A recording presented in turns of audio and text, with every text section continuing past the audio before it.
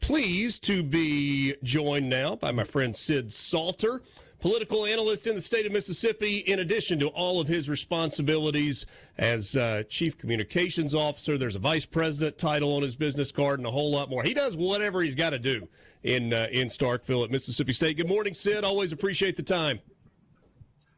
Thank you, Richard. It's a pleasure to be with you. Is there an election in the time that you have covered elections that, from a polling standpoint and from a tightness going into Election Day standpoint, that this year reminds you of? Well, probably the closest analogous race would be 1960.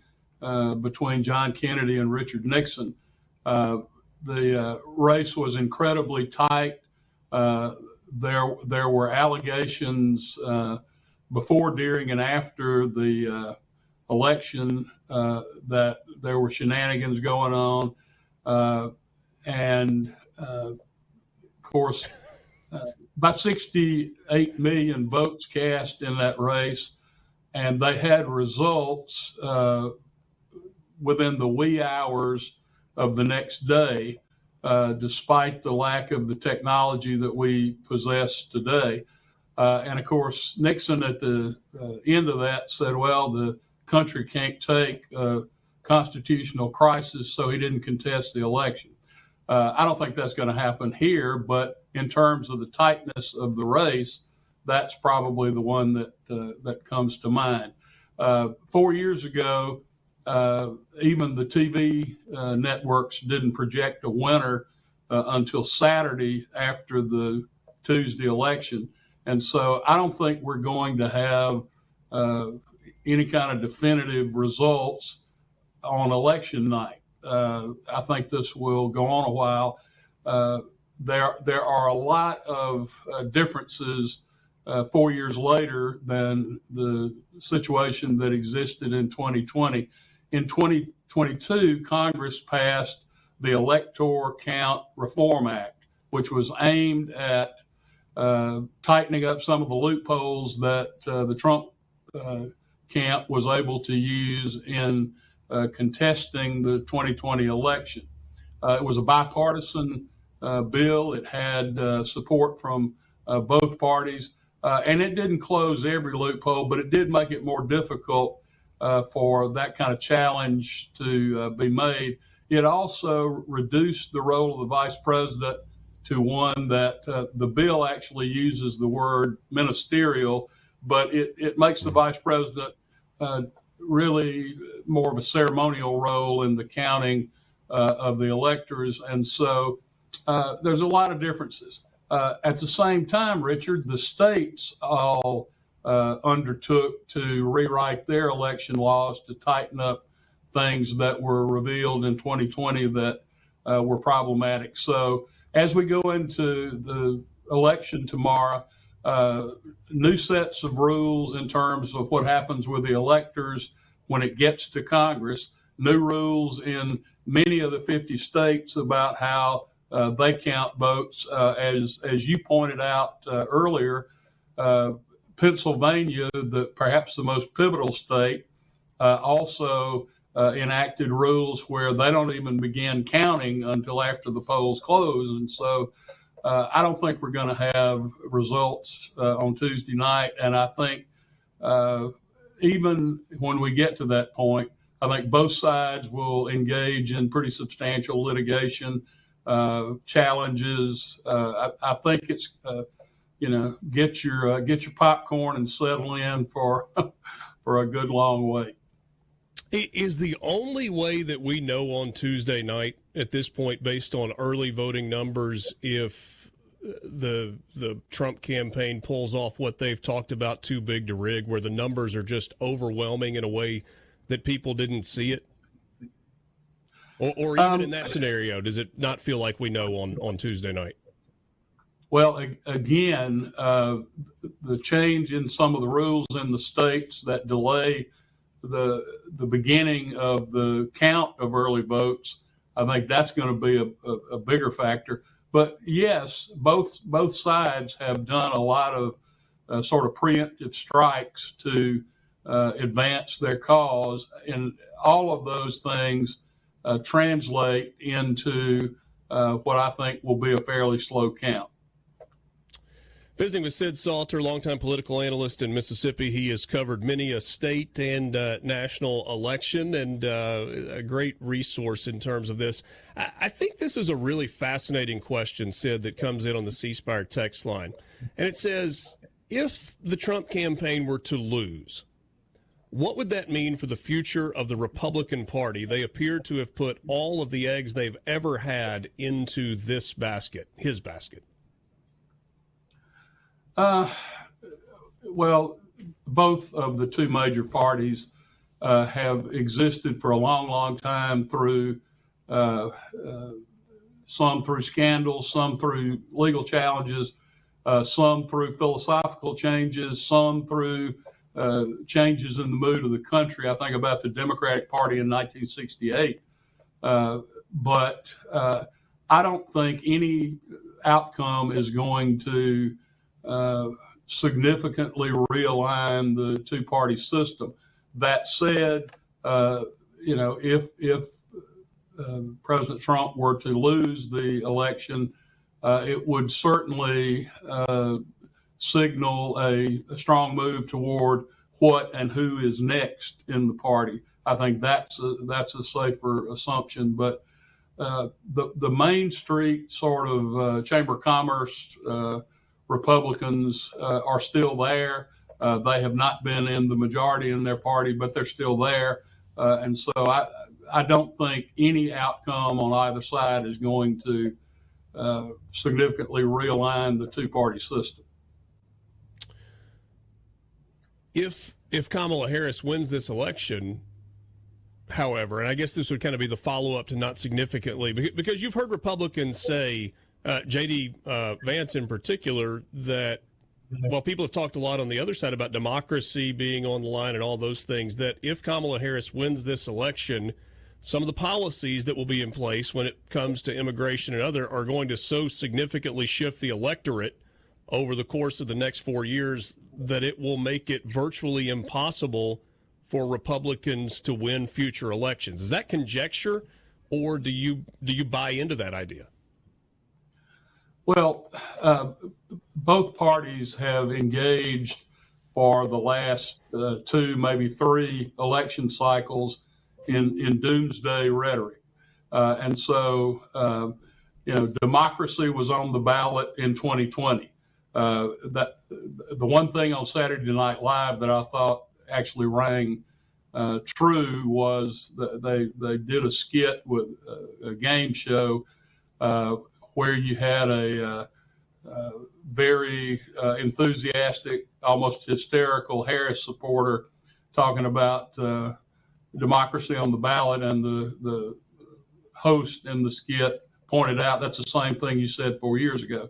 And so I significantly am a little reticent to predict gloom and doom and realignment for either party, regardless of the outcome. This, the high emotion and the raising of the stakes for the discussion has become kind of part of the furniture in American politics. Changing the two-party system is a monumental task because it's so ingrained in everything, particularly in Washington. And so I just don't see that happening.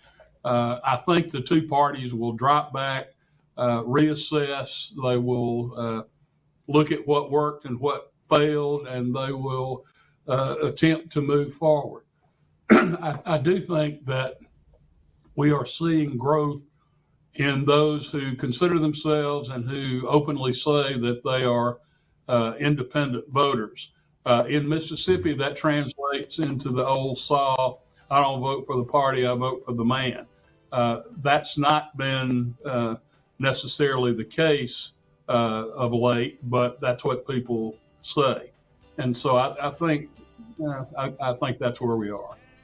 We're going to take a quick time out. We'll continue our conversation with Sid Salter, political analyst, joining us this morning on the Gallo Radio Show. Sid is also VP for Strategic Communications and Director of Public Affairs at Mississippi State. Quick time out. More coming up with you. This is the Gallo Radio Show on SuperTalk Mississippi. We're back right after this. Weekend. Sid Salter, our guest, political analyst, writer, worked in the newspaper industry, has been around politics virtually his entire life, and certainly knows it well. Sid, in terms of polls, I've said several times over the last few weeks, it's kind of like with college football polls. They're interesting to talk about, but I'm not sure how much they really mean until you get to the end. We are at the end with this election cycle. How much do the polls mean? And I guess it's a two-part question, which my journalism professors would hate. How much do the national polls mean? How much do the state-level polls mean? Well, I think the analogy on college football is spot on. I think the polls give all of us something to talk about, and it gives us benchmarks. But when you get to an election where we are so bitterly divided and almost evenly divided, they become difficult to measure. There's always going to be a 3 or 4% niche in there that is really hard to get accurate measure. Believe it or not, Richard, people lie to pollsters. And that tends to skew it as well. And then there is the inherent bias in polling of those who don't have phones, don't have access to being polled. And so there are a lot of things that influence it. I think the national polls are so frequent now that they lose some relevance. And it depends on who's paying for it. That's kind of a rule of thumb. And so you have to take the polling with a grain of salt. As far as the comparison, the national polls have a very tight race between Harris and Trump. In Mississippi, when Trump's been on the ballot, he's commanded 56, 57% of the vote. There's not an overwhelming reason to think that is going to be any different this time around. There are a couple of issues that might energize women voters, but realistically, one would think those numbers would generally hold. I heard something on the drive in this morning about the Amish vote in Pennsylvania having an impact. We've got, down ballot races in Mississippi, Supreme Court races, where a similar effect may be visible in Mississippi. One of the most underrated and under talked about factors in Mississippi politics is the Pentecostal vote in Mississippi. That is a huge voting bloc that gets a tremendous amount of interest from the people who manage campaigns. And so you look at the Supreme Court race, that could have a real impact there. And so there are all sorts of factors that the pollsters have trouble tapping into. So I take polls with a grain of salt, but like your business, Richard, I read all the football polls. It's a form of self-flagellation, I guess. But at any rate, you piqued my interest with the comment about the Pentecostal community. Is there a particular Supreme Court justice race where you think that could have the most effect? I think the race with Justice Kitchens and Senator Branning. Senator Branning is a longtime and very active member of the Pentecostal Church. I think that's going to be a factor in that race. You think that one ends up in a runoff? Or do you think there's a chance that you get 50% plus one? I think both those options are on the table, and I'm trying to paint you into a corner here, and you're just like wiggling on me. Nah, I really think both of those options are on the table, and I think that's one of the more interesting races. Obviously, in Mississippi, the most impactful race for our state, and this, of course, depends on who controls the Senate. It appears to me that the Republicans are in the best position to control the United States Senate. So the most impactful race is Roger Wicker's race with Ty Pinkins. If Senator Wicker prevails, it'll be the first time since the late John Stennis that Mississippi had a chairman of the Armed Services Committee. And with Ingalls, with NAS Meridian, with our strong guard presence, that is incredibly impactful for Mississippi. So that's a race I'm paying a great deal of attention to, and I expect that to more likely play out. Something I've mentioned a number of times during this process, or someone I've mentioned a number of times, is Mark Halperin. He has covered presidential politics for a long time, and I feel like his reporting has been pretty middle of the road, which is a little hard to find on this. There's been a lot of analysis of polling numbers. And one of the things that he said a few weeks ago, as it pertains to Kamala Harris, he said, if she leads by 4 points in a state poll, they feel great. If it's a 3-point lead, they're kind of okay. If it's only a 2-point lead, they are really, really nervous. What would be the rationale behind that? Is that the independent vote you were talking about, the undecideds, the built-in bias that goes with all polls and the way questions are asked? What would you think that rationale would be? Well, obviously, there are members of the electorate that still struggle with the question of voting for a woman, and we haven't elected a woman to the White House yet in the history of our country, and so there's that. With 4 points, there is a little comfort. With 2, some of those factors begin to creep in.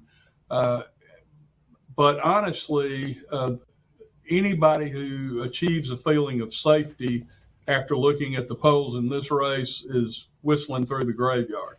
This race is razor thin, as they used to say in the country, tight as Dick's hat band, and it's just it's a very close election. I do think Pennsylvania decides it, but there's no polling right now that appears to me to be safe. Yeah. Have I read this correctly, Sid? If Donald Trump wins North Carolina, then he simply has to win one of 3, Pennsylvania, Michigan, or Wisconsin, and he will have enough votes. Whereas if he wins North Carolina, Kamala Harris has to go blue wall and win Pennsylvania, Michigan, and Wisconsin to get to the requisite 270. Is that right? That's the math. Yes. So it's pretty simple. It's not at all simple, but at the same time, I think the math is pretty simple. And then, it's the thing. Somebody asked on the text line earlier, they said, why is it that it's only swing states that have trouble counting ballots the day of the election? I mean, I understand that we're a smaller state in Mississippi. We know how the votes went in Mississippi at the end of Election Day. It's a mind pretzel. I think that's probably the best word that I can use to understand why we are the way we are in terms of counting votes. It doesn't make sense. Well, states are, it's getting increasingly difficult when states have early voting and some of these other things, and then they will enact legislation that delay the counting of early votes, and all of that gets into it. We got absentees and active ballots, and most of the active ballots are machine counted, and so it's a little easier on us to get that done.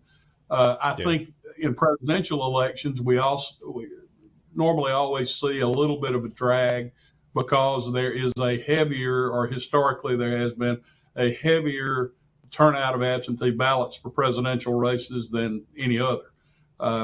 We did see an uptick in the last governor's race of absentee ballots, but Mississippi has a much more streamlined counting process and less votes to count than does Pennsylvania or some of these swing states. Sid, always appreciate your time, always appreciate your insights. Hard to believe it's been a year since you and Henry and I did the election night show in Mississippi, but it has been, and I'm glad to visit with you again on the eve of Election Day. Have a great week. Thank you, Richard. Take care. Sid Salter, longtime political analyst in Mississippi, talking about the election, polls, and a whole lot more. We'll take a quick time out. We're back with you after this on the Gallo Radio Show on SuperTalk Mississippi, streaming at supertalk.fm and SuperTalk TV.